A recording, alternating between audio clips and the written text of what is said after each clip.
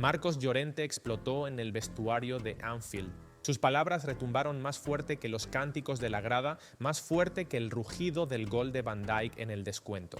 Ese fue el verdadero terremoto de la noche.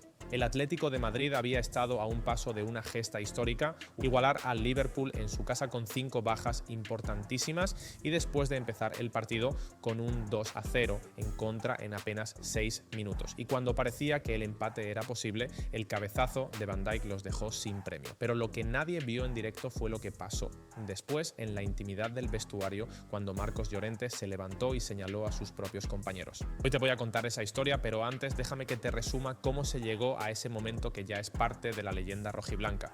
Anfield esperaba con la atmósfera de las grandes noches. El Atlético llegaba con un 11 marcado por las ausencias. Julián, Cardoso, Baena, Almada y Jiménez eran bajas, y eso pesaba como una losa. Pero lo que nadie imaginaba es que el partido empezaría tan mal. Apenas habían pasado 4 minutos cuando Mohamed Salah sacó una falta que pegó en Robertson, el desvío despistó por completo a Oblak y la pelota terminó en el fondo de la portería. Gol en contra nada más empezar. Y lo peor estaba por llegar, porque solo 2 minutos después, Salah volvió a aparecer, esta vez tras una rápida combinación con Gravenberch y puso el 2-0. El Atlético estaba contra las cuerdas, el plan de Simeone parecía desmoronarse en cuestión de segundos, los colchoneros intentaron reaccionar, Nico forzó un córner con mucho esfuerzo, Raspadori probó desde lejos, pero faltaba claridad. Cada vez que se acercaban al área del Liverpool parecía que se apagaban las luces, como si faltara esa chispa para dar el último pase. Mientras tanto, los de Arne Slot seguían lanzando avisos. Salah buscó la escuadra con un disparo tremendo que pudo ser el tercero. El árbitro incluso llegó a señalar un penalti por una posible mano, aunque el VAR lo corrigió, y todavía hubo otra ocasión peligrosa cuando Wirtz puso un pase dentro del área para Frimpong Verola, pero el lateral no acertó a rematar. El Atlético pedía la hora antes del descanso, pero el fútbol siempre tiene espacio para la épica. Barrios metió un balón largo hacia Raspadori, el delantero peleó, entró por la derecha y cedió al área para Llorente. El madrileño no conectó del todo bien con la pelota, pero lo suficiente para que se colase en la portería de Alisson.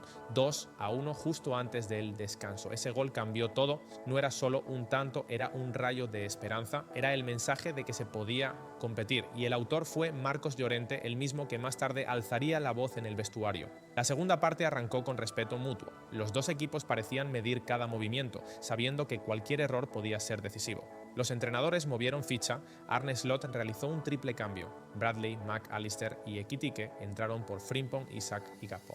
Simeone respondió sacando del campo a Koke, Molina y Sorloth para meter a Raspadori, Gallagher y Griezmann. El partido se equilibraba, pero el Liverpool transmitía más peligro. Ekitike rozó el gol en un centro que Koke despejó en el último momento. Giuliano se multiplicaba en defensa, despejando balones imposibles. Los rojiblancos resistían, conscientes de que cualquier error sería fatal, y entonces llegó el momento que nadie olvidará. Minuto 80. Una jugada larga dentro del área del Liverpool. Koke rescata la pelota casi sobre la línea, la pone atrás para Barrios, que dispara.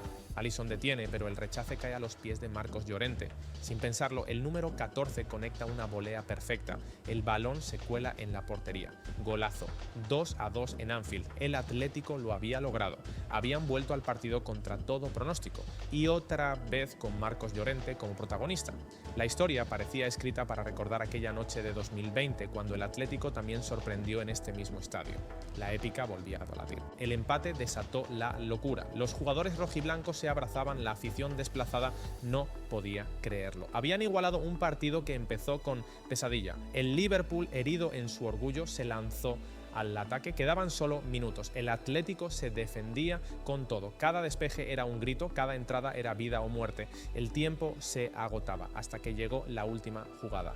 Un saque de esquina. El balón voló al área y ahí estaba Van Dijk. El central se elevó más que nadie. Cabeceó con fuerza y marcó el 3-2 en el descuento. Un golpe devastador. El Atlético se quedaba otra vez con las manos vacías. El pitido final fue un mazazo.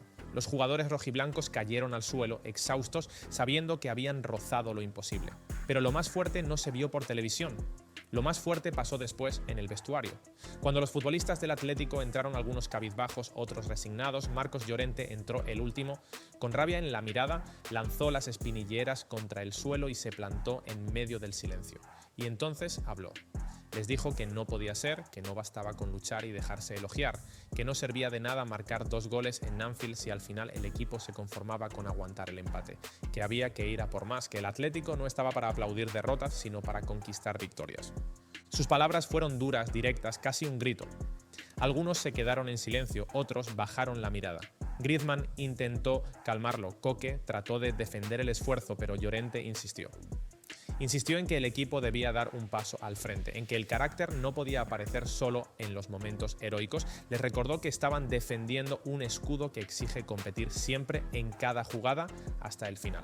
Esa bronca, más que un enfado, fue una declaración de liderazgo porque Llorente no solo había marcado los 2 goles que mantuvieron vivo al Atlético, también había asumido la voz del vestuario, la exigencia que diferencia a los equipos que hacen historia de los que solo rozan la épica. Y aquí está la clave de esta historia. Más allá del marcador, más allá del 3-2 final, lo que ocurrió en el vestuario de Anfield puede marcar un antes y un después.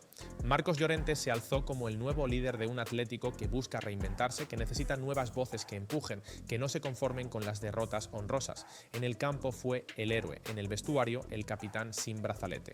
Esa es la verdadera historia detrás de la noche en Anfield.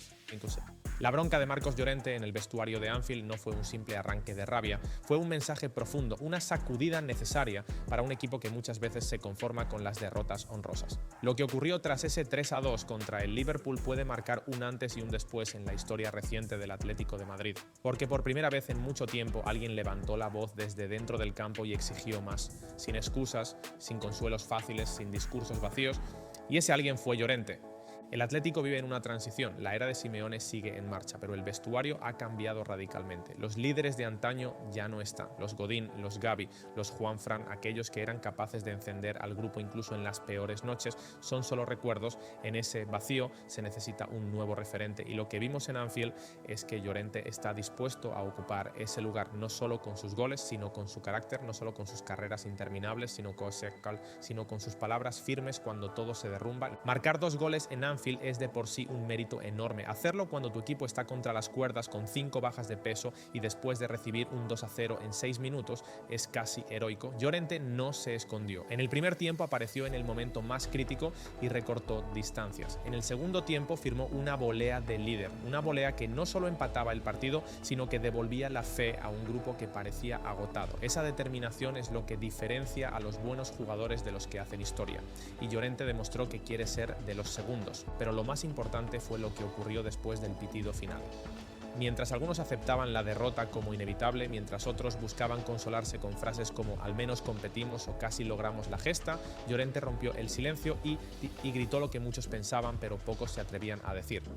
Dijo que no bastaba con luchar, que no bastaba con ser aplaudidos por la entrega, dijo que el Atlético de Madrid no podía conformarse con sobrevivir, que había que salir a ganar siempre, incluso en campos imposibles como Anfield, y esa exigencia lanzada de manera frontal es lo que marca la diferencia entre un jugador más y un líder.